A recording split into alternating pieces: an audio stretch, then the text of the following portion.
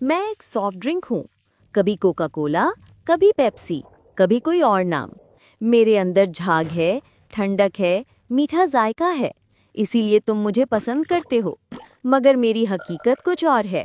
मेरे एक ग्लास में इतनी चीनी है जो तुम्हारे जिस्म को मोटा करती है, दांतों को खा जाती है और ज़ियाबतीस का रास्ता खोल देती है।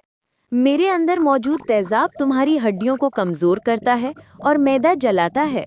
गुर्दों पर बोझ डालती हूँ और कभी कभार पथरी का सबब भी बनती हूँ। मैं कैफीन भी रखती हूँ। हाँ, वही कैफीन जो तुम्हारी नींद छीन लेती है, दिल की धड़कन तेज कर देती है और तुम्हें वक्ती जोश में डालकर बाद में थका देती है।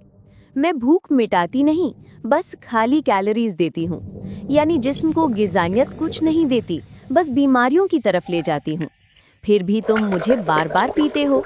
लेकिन सच ये है कि अगर तुम पानी, दूध या जूस को अपनाओ तो तुम्हारी सेहत मेरी कैद से आज़ाद हो जाएगी। मैं हूँ सॉफ्ट ड्रिंक, जायके में मीठी, हकीकत में जहर जैसी।